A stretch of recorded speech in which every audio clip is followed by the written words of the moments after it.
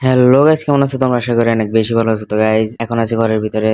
প্রায় 2-3 সপ্তাহ যাবত বৃষ্টির কারণে ঘর থেকে বেরোতে পারছি না, বলতে গেলে বাড়ি থেকে বেরোতে পারছি না। আজকে একটু বৃষ্টি কমেছে, সেই কারণে আজকে একটু দেখি বাইরের দিকে যাওয়া যায় কি। বাইরে থেকে বের হওয়ার সাথে সাথে আরাফাতের সাথে দেখা হয়ে গেছে। ও বলছে একটু অসুস্থ, সে কারণে ওষুধ নিবে ডাক্তারের কাছ থেকে। তো ডাক্তারের দোকানে যাচ্ছি। তো এই বাচ্চাটা আবার পেছন পেছন আসছিল, কে চেনো না হয়তো, আমার পাশের বাসায় বাড়ি। ডাক্তারের দোকানে আসার পরে ডাক্তারকে বললো যে ওর জ্বর এসেছে, সুই দিতে হবে।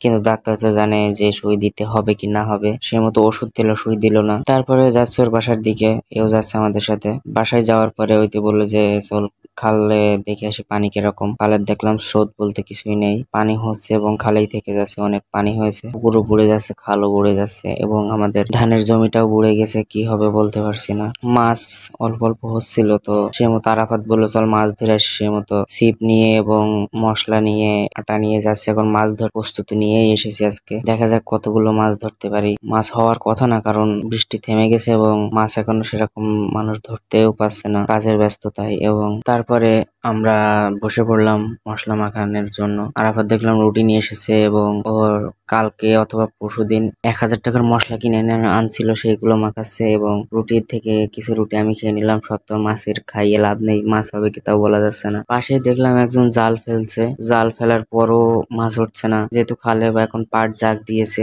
মাছ থাকার কথা না, মাছ সব দূরে চলে গেছে। অনেকক্ষণ বসে থাকার পরেও এক ফেতনা একবারও ডুবলো না এবং মাছ একটাও পাইলাম না। অনেক ধৈর্য রেখে আমরা মাছ ধরতে বসছিলাম, কিন্তু একটা মাছ না হওয়ার কারণে পুকুরে এসে মাছ ধরছে আরাফাত। এটা হচ্ছে ওর বড় কাকার পুকুর। এখানে এসে ঠোক দিচ্ছে কিন্তু মাছ ধরতে পারছে না, সবগুলো ছোট ছোট মাছ, সেই কারণে। তারপর কিছুক্ষণ পরে একটা মাছ ধরলো, দেখলাম সেটা হলো ট্যাংরা মাছ। কিন্তু এটা কোন দেশের ট্যাংরা মাছ সেটাই বুঝতে পারছি না। এটা দেশি না অন্য কোনো জাতের ট্যাংরা মাছ। তো যাই হোক, তো তারপরে বসে টসে সব গুছানোর পরে আরাফাতকে বললাম চল মাছটা আসা ধরতে হবে না। তো গাইজ, আজকে আমরা মতো ব্লগটা এখানে শেষ করলাম। সবাই চ্যানেলটি সাবস্ক্রাইব করে দিও। আল্লাহ।